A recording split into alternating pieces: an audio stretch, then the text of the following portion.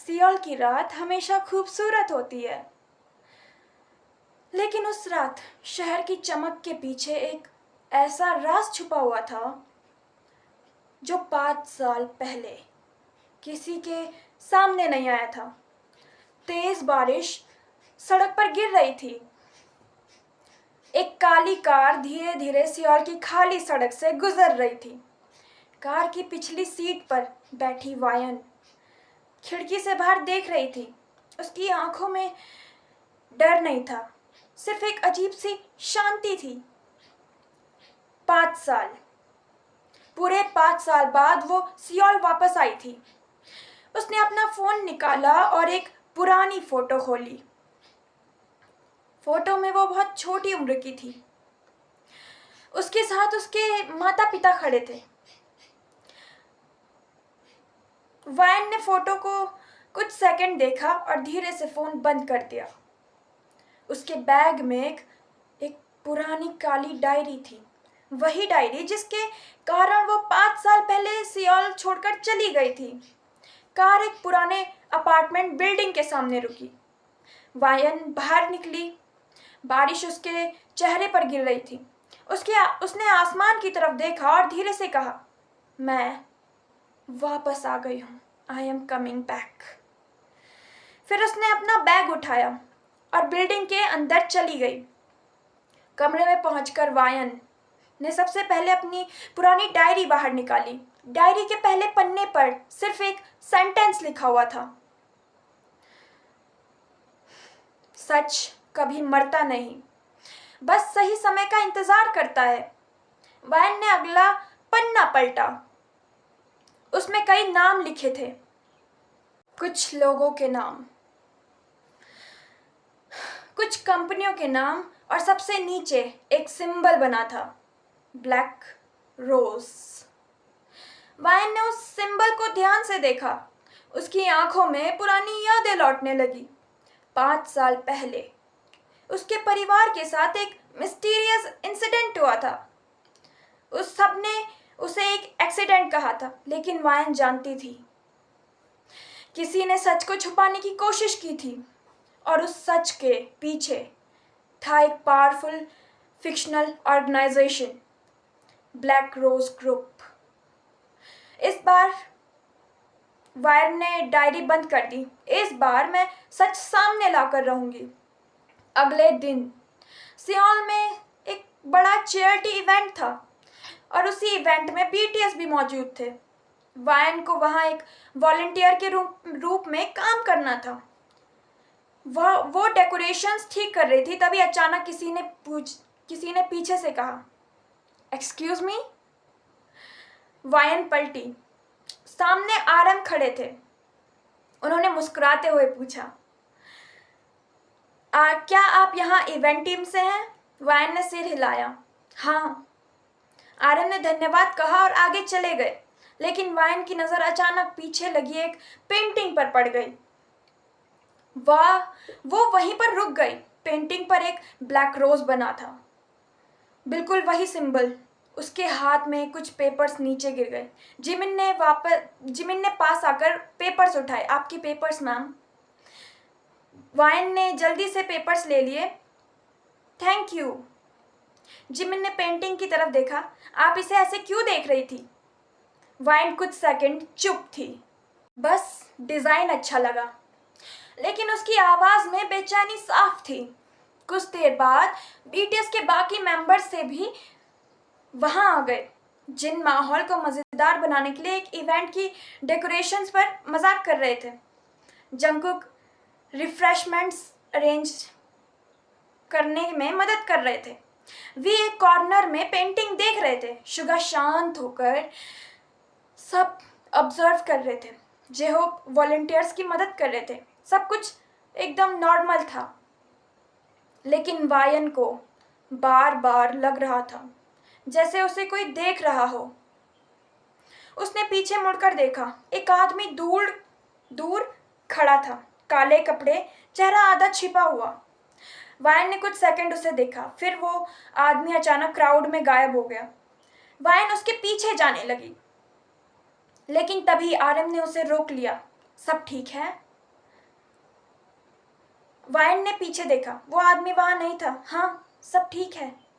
Event खत्म होने के बाद वायन बाहर निकल रही थी। उसका फोन वाइब्रेट होने लगा। अननोन नंबर से मैसेज आया, तुम्हें ब्लैक रोज याद है? वायन वहीं रुक गई। उसकी उंगलियां कांपने लगी। दूसरा मैसेज आया, हमें लगा था तुम कभी वापस नहीं आओगी। तुम कौन हो? वायन ने तुरंत रिप्लाई किया, तुम कौन हो? कुछ सेकंड तक कोई जवाब ही नहीं आया। फिर मैसेज आया, वही जिसने तुम्हें 5 साल पहले चुप कराया था। वायन का चेहरा बदल गया। उसने फोन कसकर पकड़ लिया। तभी पीछे से आवाज आई, वायन।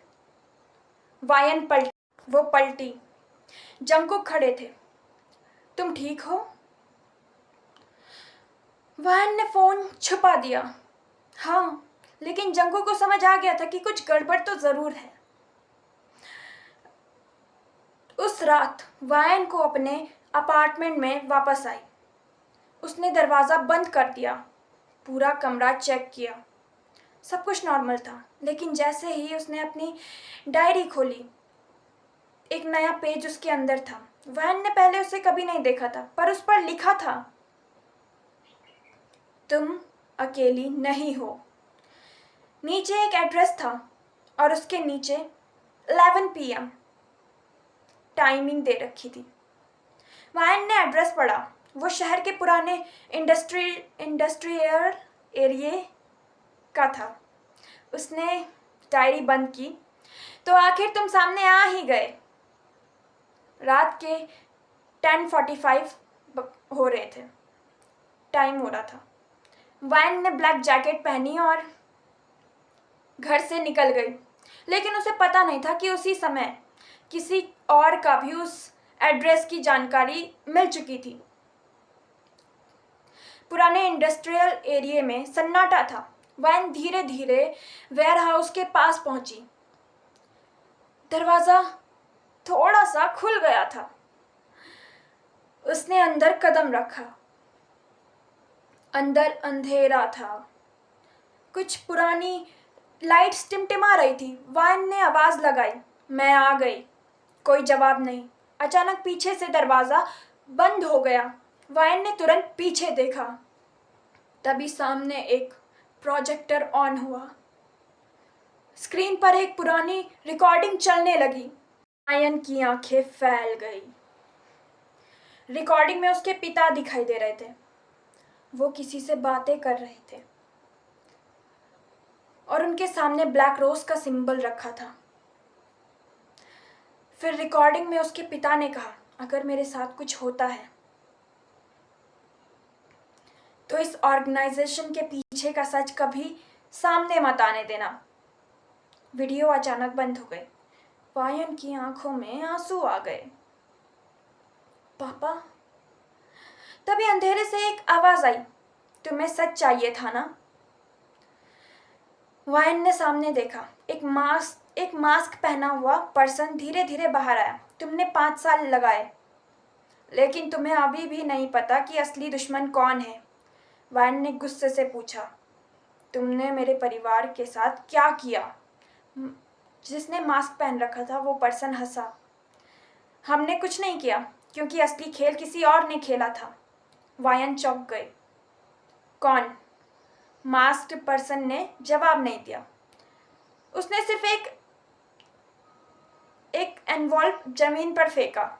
इसे खोलो। और अगले ही पल लाइट्स बंद हो गई।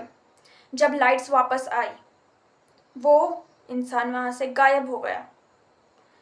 वायन ने एनवॉल्व उठाया। अंदर कई फोटोग्राफ्स थी। कुछ उसके परिवार की, कुछ ब्लैक रोज ग्रुप की, और आखिरी फोटो देखकर उसके हाथ रुक गए। उस फोटो में बीटीएस इवेंट में मौजूद थे। वायन घबरा गई। फोटो के पीछे लिखा था, अब तुम्हारा रिवेंज अकेला नहीं रहा। उसी समय फोन पर कॉल आया, अननोन नंबर। वायन ने कॉल उठाया। दूसरी तरफ कुछ सेकंड तक साइलेंस रहा। फिर आवाज आई, वायन, अगर तुमने ब्लैक रोज के बारे में किसी को बताया तो अगला चैप्टर तुम्हारे हाथ में नहीं होगा। कॉल कट गया। वाइन ने तुरंत बीटीएस के बारे में सोचा। नहीं, मैं उन्हें इसमें आने ही नहीं दूंगी। अगली सुबह वाइन बीटीएस के स्टूडियो पहुंची। वहां सभी मेंबर्स मौजूद थे। आरएम ने उसे देखकर पूछा, तुम इतनी सुबह यहाँ? वाइन ने कुछ नहीं कहा। उसने एनॉल्व टेबल पर रख दिया। सभी मेंबर्स ने फोटोग्राफ्स देखी। शुगा ने सबसे आखिरी फोटो उठाई। ये तस्वीर किसने ली? वाइन ने धीरे से कहा, मुझे नहीं पता। आरएम ने गंभीर होकर पूछा, तुम हमें पूरी बात बताओ। वाइन कुछ देर चुप रही। फिर उसने अपनी डायरी टेबल पर रख दी। मेरे परिवार के साथ 5 साल पहले जो हुआ था वो एक्सीडेंट नहीं था। कमरे में सन्नाटा छा गया। वाइन ने ब्लैक रोज का सिंबल दिखाया। और मुझे लगता है कोई आज भी उस ऑर्गेनाइजेशन को चला रहा है।